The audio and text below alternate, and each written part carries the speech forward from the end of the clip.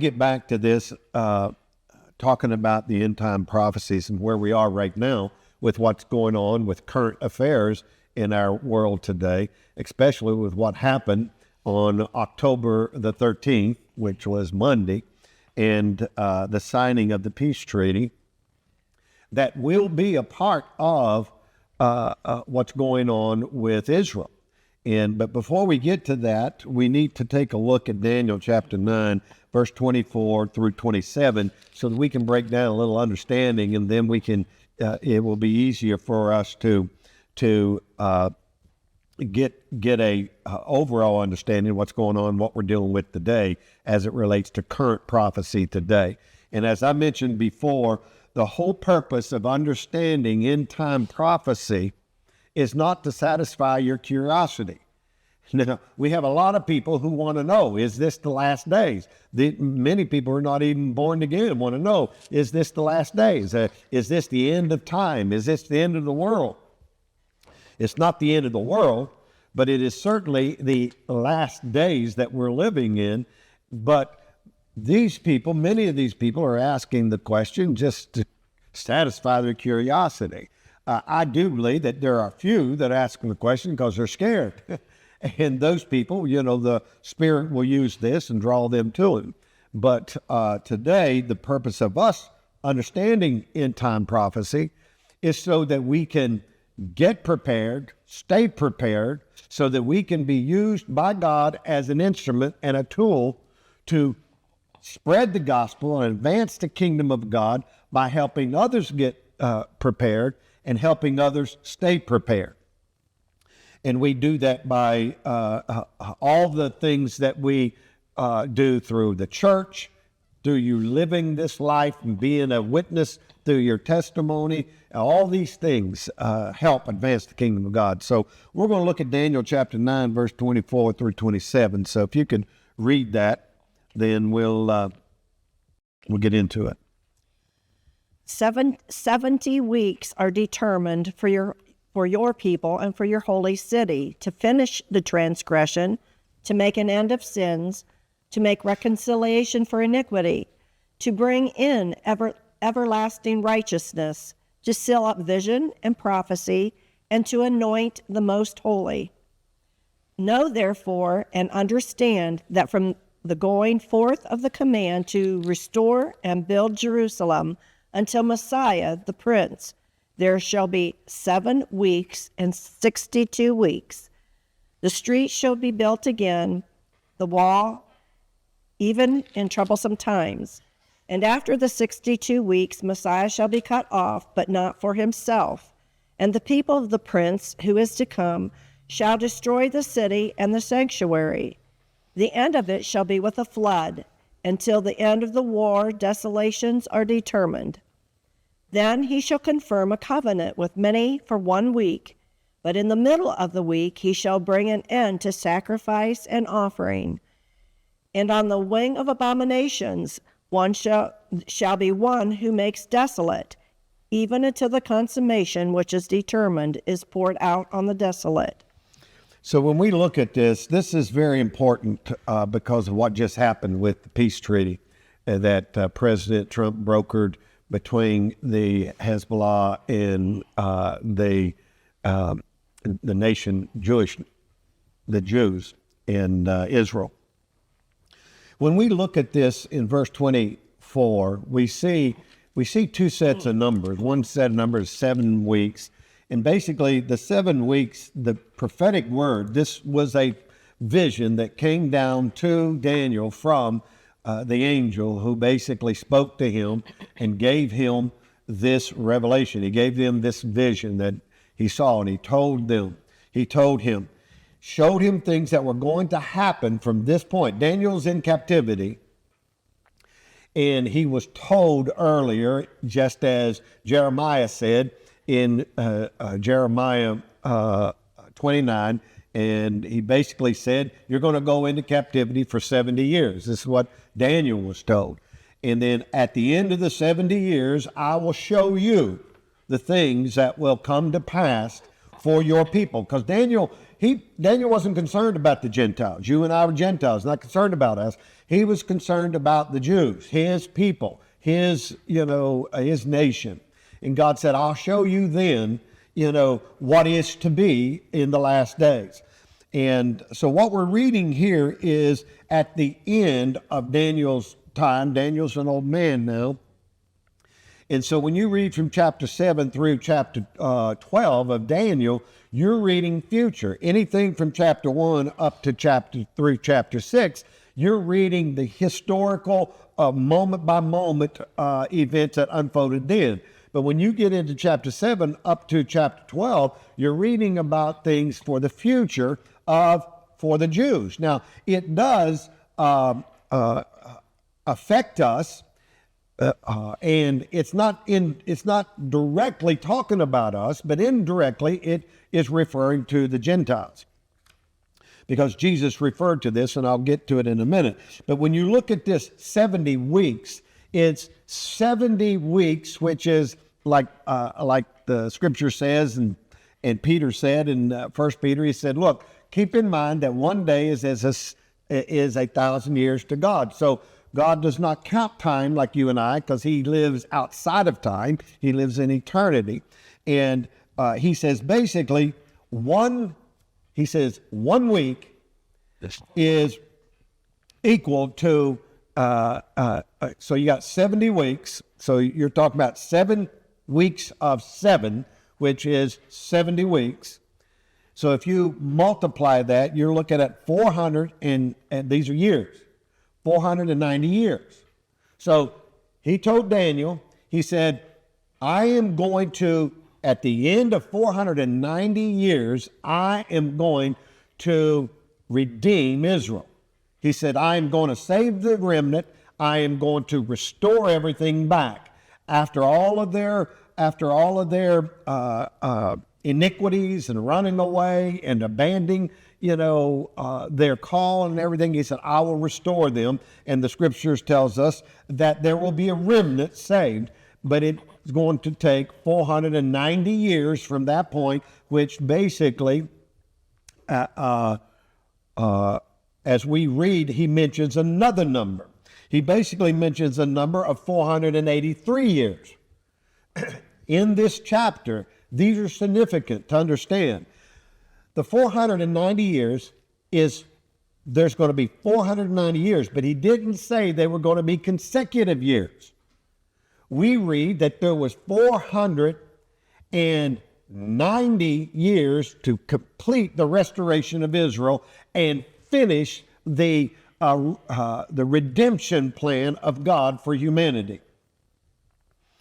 But when we read, when you look at what he said down, that there was going to be 438 years, 438 years, he said, will be when the Messiah shows up and the temple is torn down. That marked the second temple would be torn down and destroyed at 483 years. And the Messiah would show up before the temple was torn down. Well, every scholar, even the Jewish scholars, you ask them, when was the second temple destroyed? He said it was destroyed in 70 AD. That meant after Jesus Christ resurrected, it was 70 AD. Now, they'll mention their calendar year, but our calendar year is 70 AD. And this is one of the scriptures that we use when we're talking to Jewish people when they say, well, the Messiah hasn't come. And it says, your own writings say that before the second temple is destroyed, according to Daniel, that the Messiah would show up. When did the temple be destroyed? It's in 70 AD. So then if Jesus was not the Messiah, then who was? Because your own word said, Daniel's word said that the Messiah would show up and then he would be cut off. This is exactly what it says in Isaiah 53. He would be cut off in his prime. Cut off means he will be killed, taken from jail, put wasn't taken to court. He was put in jail, and then he was taken, and he was cut off. He was murdered. Jesus knows that it was not a murder, it was a sacrifice. He gave up his life. This 483 years marks the temple falling down. So from that point on, time stopped. The 490 years, there remains, out of the 490 years, if you take 483 years, that remains 7 years to yet be fulfilled. That is what the 7 years of tribulation is all about. But there is an interlude. After the 483 years, this time clock stops. Jesus called it, if you look at up here at Luke, I'm not sure if I gave you this, but in Luke chapter 21, verse 24, Luke is talking about the same thing. This is the exact same thing that Matthew was talking about in Matthew 24. But here's something that Luke said. Luke said basically, you got it? 21. Yeah. 24. 24. Read it. And they will fall by the edge of the sword and be led away captive into all nations. And Jerusalem will be trampled by Gentiles until the times... Stop. That was the fall of the temple. What he said right there. He said they will fall by the sword, meaning that the temple would be destroyed. Rome would come in and destroy the temple. That happened 483 years after God gave Daniel this prophecy. From that moment when it was destroyed, and it came down, the day of the Gentiles, this is what Jesus said, go ahead and complete it. And Jerusalem will be trampled by the Gentiles until the times of the Gentiles are fulfilled. Well, what does that mean? That means that this clock to finish this 7 years is not going to start until the times of the Gentiles, meaning that God is going to evangelize Gentiles throughout the world. Isn't this what Jesus said? He said, this gospel must be preached, and then the end will come. The gospel must be preached to whom? Not to the Jews. Not to the Jews right now, but to the Gentiles. This was what is known as the times of the Gentiles' reign. It is fulfilled. That's what Jesus meant. We're living in that, and it's been some 2,000 years that Jesus ascended. Once he ascended up on high, the Gentiles' reign started. So we're in an interlude. That 7 years has not started yet. The 7 years will start when the Great Tribulation period starts again. We're at the end of the Gentile reign, meaning that the 7 years is getting ready to start. I'm going to point out two of the significant signs that we just saw. Now, Daniel says in Daniel chapter 9, I'm not going to get into it today, and some scholars believe that when Jesus in Matthew and in Mark, when Jesus was talking about the fig tree, when you see the fig tree blooming, and it comes forth, a lot of the scholars will say that is a reference to Israel, because Israel has been symbolically described as an olive tree, and as a fig tree.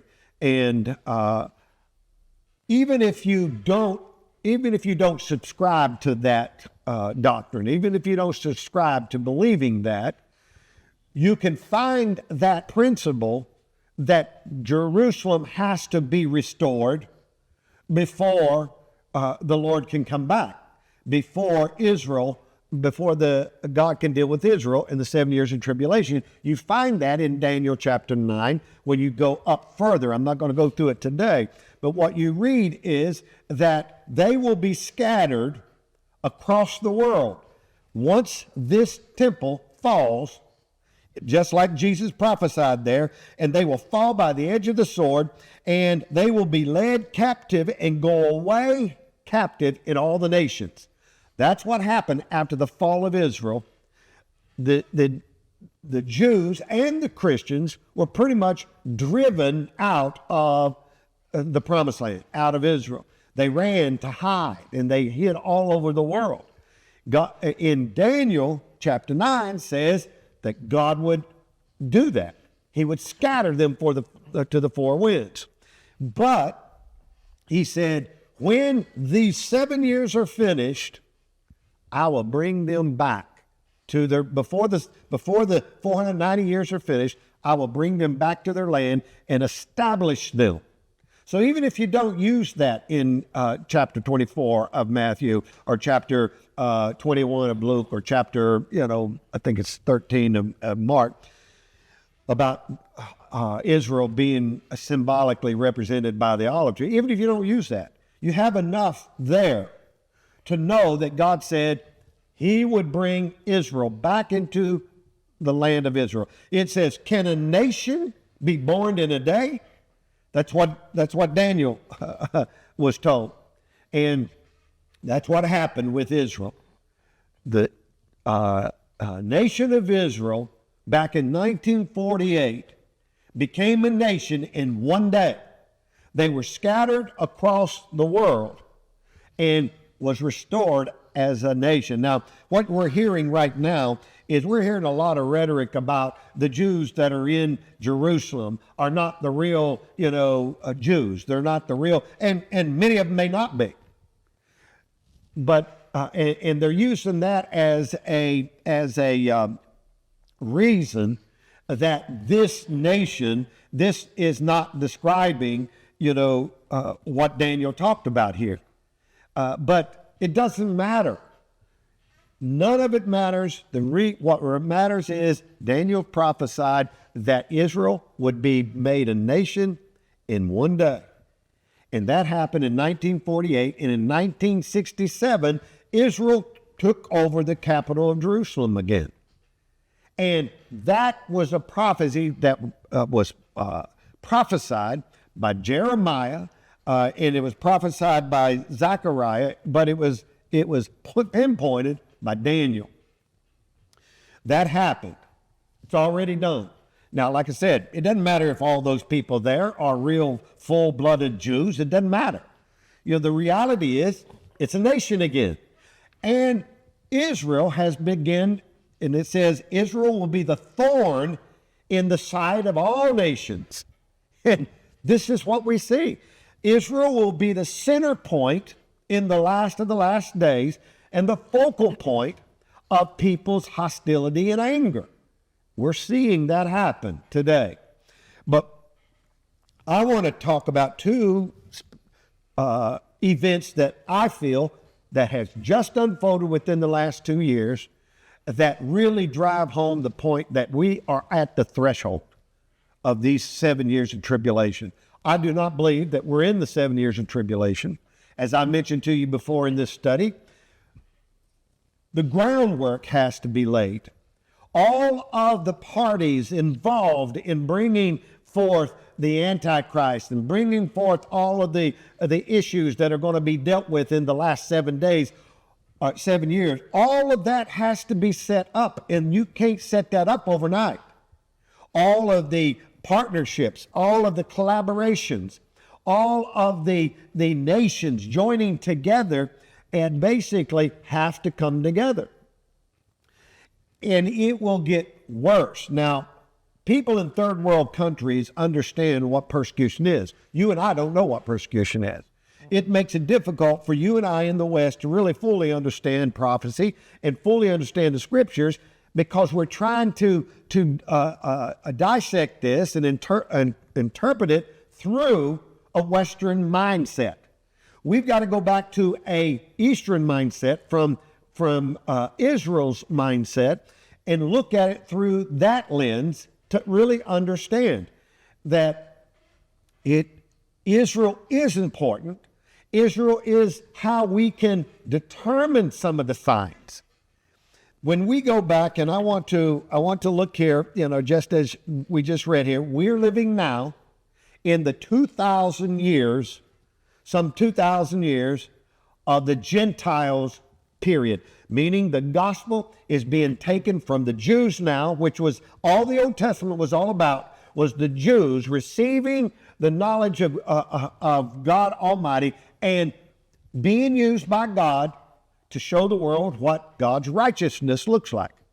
Even though God knew that the Jews would fail miserably at displaying righteousness, he knew that he could take whatever it is that they give as an example and show that he is a righteous God and a holy God.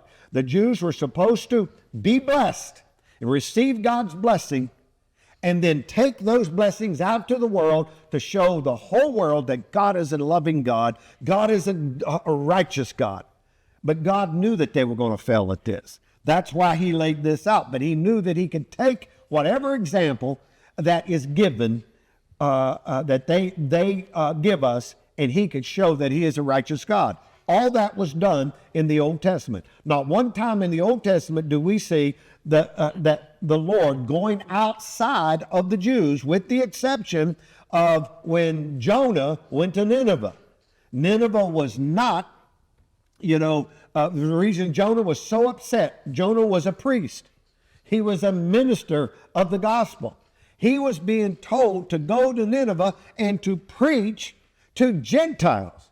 Now, that would have been hard to explain to any Jew, because in those days, it had everything to do with sanctify yourself, and a priest was not supposed to have any dealings with Gentiles.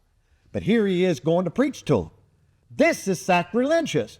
This is why Jonah got so upset. I'm not doing this. I'm taking off. That's the only time in the scriptures. And this is why Jonah is used as a type of Christ. Because it was the only time in the scriptures, other than Noah's, departure in the boat, that God showed that Jesus was going to raise from the dead in the same way that Jonah came out of the well after the 3 days and went to the Gentiles. Jesus was going to come out of the tomb and not go. He said, I'll go to the Jews first and then the Gentiles. He went to the Jews first to hold them accountable, but now we're living in that 2,000 years of the times of the Gentiles. But we are now at the point to where the Gentiles' time is now coming to an end. And this is why we see, it says, the temple, it says Jerusalem will be trampled down by the Gentiles. Do you know what is in Jerusalem right now? The Dome of the Rock. That's the Gentile. And many have said, well, that's got to come down. And then there's another Islamic mosque that is there up on the temple. This is the temple grounds. And many say, well, you can't build the temple until those come down. No, it's not true. When you get into the study of that, when the temple is rebuilt, they're told to the group, they're called the Temple Institution. That is the group that right now is working on rebuilding the temple. And they've got all of the materials. They've got all of the priestly robes. They got the altar is already built. The ramp to the altar for the sacrifices, for them to take the sacrifice up there. They have the red heifers. And not too long ago, they just did the first trial run of a sacrifice with a heifer. That just happened. This just happened within our last 6 months. So, and there is rumors that they have the Ark of the Covenant. They've got all that they need to build the temple. But it was told, when you build the temple, leave the outer court, because you keep in mind there's 3 parts, right? The outer court, the inner court, and the holies of holies. It says that when you build this third temple, leave the outer court for the Gentiles. Who's in the outer court right now? The Gentiles, the mosque, the dome. So the inner court in the holies of holies is what they're building, people. That's what they've got, the stones. They've got all the cornerstones for it. And they're saying they're going to build this within this next year, next 2 years. If that's true, then we're at the threshold of this. We're at the threshold of what's going on. Time will tell about that, but let me show you this. This just happened. Let's look at, I want you to jump over to down here to Zephaniah down here. I want to talk about what happened here that caused Trump to have to jump in and be a mediator to bring these factions together, the Israel and Gaza and Hezbollah, all of them, why he had to get involved. We got to go all the way back to the book of Zephaniah, chapter 2, verse 4 through 8. What we're going to read is, we're going to read the prophecy about Gaza. Now, what she's going to read here about Gaza, that prophecy, every scholar, including Jewish scholars, will tell you that that prophecy has not been fulfilled yet. This prophecy that we're going to be reading has not been fulfilled until October the 7th of 2023. That's when this prophecy began to unfold and be fulfilled. Let's read it. For Gaza shall be forsaken, and Ashkelon desolate. They shall drive out Ashdod at noonday, and Ekron shall be uprooted. Woe to the inhabitants of the seacoast, the nation of the Cherethites. The word of the Lord is against you, O Canaan, land of the Philistines. I will destroy you, so there shall be no inhabitant. The seacoast shall be pastures, with shelters for shepherds and folds for flocks. The coast shall be for the remnant of the house of Judah. They shall feed their flocks there. In the houses of Ashkelon they shall lie down at evening, for the Lord their God will intervene for them and return their captives. I have heard the reproach of Moab and the insults of the people of Ammon, with which they have reproached my people and made arrogant threats against their borders. This is talking about the strip that is called Gaza, on the coast. This is a direct reference. These names that are mentioned here, these settlements here, Elkhorn, Ashdod, Ashkelon, Ashdod, Ekron. they are within the borders of Gaza right there. It is literally saying they are going to be utterly destroyed. When you go on and you read on down through this, and then you check the references and you go back to what Zechariah said and you go back to what Ezekiel said, what you're going to read is that the whole area of Gaza is going to be flattened. Even, it says the caves, in one translation says the tunnels. It's going to be a wasteland. And then Israel is going to take it back over, and they are going to turn it into a plush garden.